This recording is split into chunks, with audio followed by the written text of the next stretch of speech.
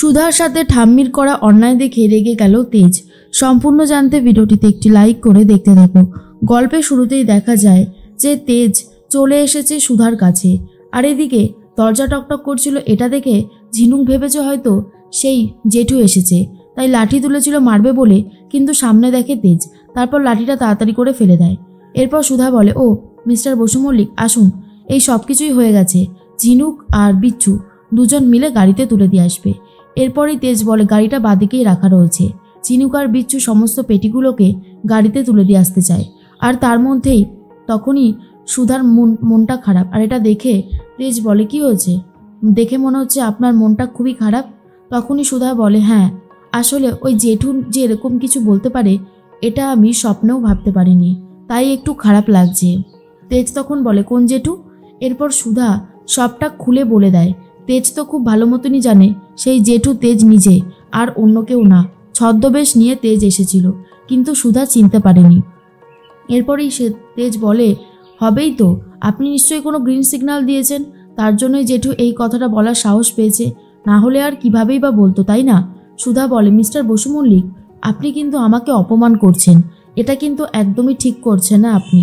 তখনই তেজ বলে, আমি কিছু ভুল বললাম কি? আপনি তো বাড়ি থেকে বেরিয়ে আসার সময় আমার কথাটা একবারও ভাবেননি। আপনি যদি আমার কথাটা ভাবতেন তাহলে আমি বুঝতাম, কিন্তু আপনার তো আমার প্রতি আর মন নেই। আমার মনে হয় ওই জেঠুকেই আপনি বিয়ে করে নিন, তাহলে অনেক সম্পত্তি, অনেক জমি জমা সব কিছুই তো পাবেন, বাড়ি গাড়ি। এরপর সুধা বলে, আপনার এরকমটা মনে হলো যে আমি ওই জেঠুকে বিয়ে করে সম্পত্তির মালকিন হব?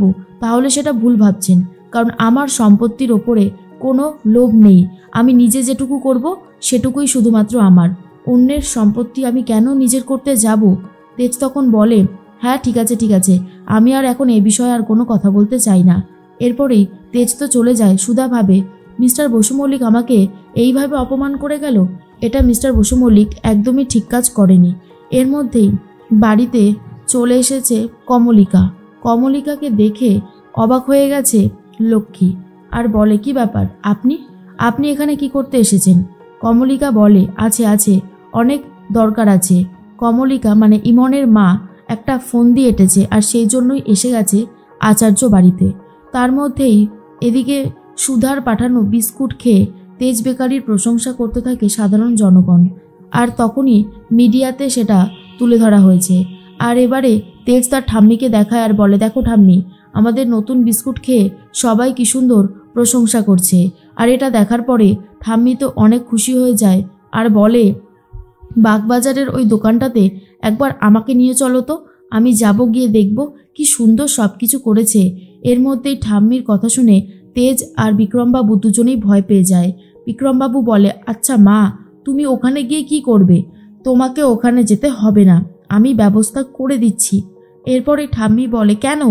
আমি ওখানে গেলে কি হবে? তেজ বলে, তুমি ওখানে গেলে যদি আবারও তোমার শরীর খারাপ হয়ে যায়, এক কাজ করো, তুমি না হয় ফোনে কথা বলে নাও।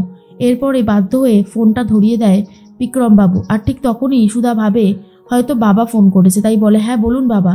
কিন্তু ঠাম্মি শুনতে পায়নি। ঠাম্মি বলে, এই যে আমি তোমার বিস্কুটটা পেয়ে অনেক খুশি হয়েছি, আমাদের তেজ বেকারির নাম তো চারিদিকে ছড়িয়ে পড়ছে, খুবই সুন্দর। এরপর ঠাম্মির গলা শুনে সুধা বুঝতে পারে এটা তো ঠাম্মি। সর্বনাশ, এবার আমি কথা বলবো কি করে? কারণ ঠাম্মির সাথে যখনই কোনো কথা বলতে যাব ঠাম্মি তো বুঝে যাবে যে এটা হলাম আমি। এরপরেই ঠাম্মি বলে, কালকে একটা বেকারি প্রতিযোগিতা আছে, তুমি যদি সেই প্রতিযোগিতায় যাও আর আমাদের কোম্পানি থেকে অংশগ্রহণ করো তাহলে আমার খুব ভালো লাগবে। না, এর জন্য আমি তোমাকে পারিশ্রমিকও দেব। তখন সুধা কিছু বলতে পারছে না। ঠাম্মি বারবার করে বলে, কি হলো, চুপ করে আছো কেন, বলো। এর মধ্যেই তেজ বলে, ঠাম্মি উনি তো থাকবে না দুদিন, তাই উনি অংশগ্রহণ করতে পারবে না। এরপর ঠাম্মি বলে, কেন? তুমি পারবে, অংশগ্রহণ করতে পারবে, আমি বলছি তুমি পারবে, একবার চেষ্টা করে তো দেখো। এর মধ্যেই তেজকে ডাকে বিক্রমবাবু আর বলে, হ্যাঁ রে, এবার যদি সুধা সামনে চলে আসে তাহলে তো মা সবটা জেনে যাবে, সব কিছু শেষ হয়ে যাবে। তার মধ্যে ইন্দ্রজিৎ এসে বলে, দাদা তোরা কি কথা বলছিস বলতো, গুজুর গুজুর ফুসুর ফুসুর করে, আমাকেও কিছু বল। তেজ বলে, কি যে বলো না মেচকা, কি আর বলবো, কিছুই না। এর মধ্যেই ফোনটা তো কেটে দেয় তেজ আর বলে, ঠাম্মি তুমি চিন্তা করো না, আমি ওনার সাথে একবার এই ব্যাপারে কথা বলবো, তারপর দেখছি যদি কোনো ব্যবস্থা করা যায়। তার মাঝখানেই ইন্দ্রজিৎ বাবুর ফোনে একটা ভিডিও আসে, যেখানে দেখা যায় বিক্রমবাবু সুধার দোকানে চা জলপান করতে গেছে। আর সেই ভিডিওটা দেখার পরেই কমলিকাকে ফোন করেছে ইন্দ্রজিৎ আর বলে, ম্যাডাম আপনি কি ভিডিও পাঠিয়েছেন মাইরি, এই জন্যই আজকে তেজ এরকম দোনোমনো করছিল, বাগবাজারেই সুধার দোকানটা নাকি? তখনই কমলিকা বলে, হ্যাঁ এটাও জানিয়ে রাখি আপনাদের নতুন যে বিস্কুট সাপ্লাই দেওয়া হয়েছে সেটা সুধা নিজে দিয়েছে। এই খবরটা একদম তাজা খবর, এটা আপনি আপনার মায়ের কানে তুলে দিন, দেখবেন মজাটা কেমন আসে। এর মধ্যে ইন্দ্রজিৎ বলে, বেশ তাহলে তো সেটাই করতে হবে। এদিকে কমলিকা লক্ষ্মীকে বলে, এই নিন টাকা, আপনাকে একটা কাজ করে দিতে হবে, ওই জেঠুর সাথেই সুধার বিয়ে দিয়ে দিতে হবে। শুনলাম এক জেঠুর সাথে নাকি সুধার সম্বন্ধ হচ্ছে। তখনই লক্ষ্মী বলে, সে তো হচ্ছে, কিন্তু ও কি আর বিয়ে করবে? আমার তো কোনোভাবেই মনে হয় না।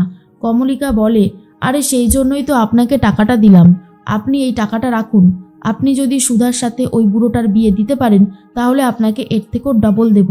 আর এটা শোনার পর তো লক্ষ্মী অনেক খুশি হয়ে যায়, বলে সত্যি, তাহলে তো অনেক ভালোই হবে। কমলিকা বলে, সুধার জন্যই আমার অনেক সমস্যা হচ্ছে, ওকে যদি সরিয়ে দিতে পারি তাহলে আমার রাস্তা একেবারে ক্লিয়ার হয়ে যাবে। এর মধ্যে ইন্দ্রজিৎ তার মাকে নিয়ে সুধার দোকানের দিকে রওনা দেয়। আর তখন ঠাম্মি বলে, আচ্ছা মেজো খোকা, তুমি এই বাগবাজারের দিকে আমাকে কেন নিয়ে যাচ্ছ? ইন্দ্রজিৎ বলে, যে আমাদের এত সুন্দর বিস্কুট সাপ্লাই দিল তার মুখটা একবার দেখবে না মা, চলো না চলো। এই বলেই ঠাম্মিকে নিয়ে যায়। এদিকে সুধার কাছে চলে এসেছে তেজ, বিক্রমবাবু আর সমুদ্র। সুধার জন্যই এসেছে। আর তেজ তখন বলে, বাবা এই বেকারি প্রতিযোগিতায় যদি সত্যি সত্যি নামটা দেওয়া যেত তাহলে অনেক প্রফিট আসতো আমাদের, কিন্তু দেখা যাক কি হয়। তখনই বিক্রমবাবু বলে, আচ্ছা ছদ্মবেশ নিয়ে সুধাকে নিয়ে যাওয়া যেত না? তখনই তেজ বলে, হ্যাঁ এটা তো হতোই।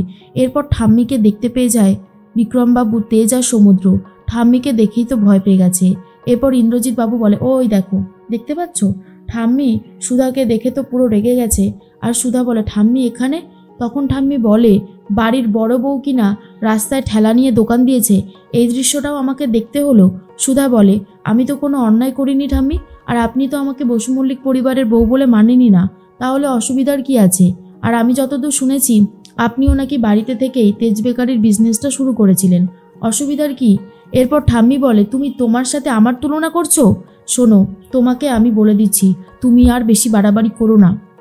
এরপরেই তেজ এগিয়ে আসে আর বলে, ঠাম্মি উনি খুব ভালো বিস্কুট বানায়, ওনার বিস্কুট খেয়েই কিন্তু সবাই নাম করেছে, ওনাকে প্লিজ প্রতিযোগিতায় অংশগ্রহণ করতে দাও না ঠাম্মি। এরপর ঝিনুক তাড়াতাড়ি করে এক কাপ চা আর বিস্কুটটা নিয়ে আসে। আর তখন সেই ঠাম্মি বিস্কুটটা একেবারে হাত দিয়ে গুঁড়ো গুঁড়ো করে সুধার মুখে ছুঁড়ে মারে আর বলে, তোমার থেকেও ভালো বিস্কুট বানিয়ে আমি দেখিয়ে দেব, বুঝতে পেরেছ? আর এটা শোনার পরে সুধার খুব খারাপ লাগে। তেজও রেগে যায় ঠাম্মির কাণ্ড দেখে। সুধা উত্তর দেয়, একদিন আপনি ঠিকই বুঝতে পারবেন, আপনার আর আমার লক্ষ্য একই, তেজ বেকারিকে আরও সাফল্যের কাছে নিয়ে যাওয়া। ঠাম্মি বলে, তেজ বেকারি আমার, তার সাফল্য আসলে সেটা শুধুমাত্র আমারই থাকবে। কিন্তু সুধা ঠাম্মির সাথে আর বেশি প্রতিবাদ করে না।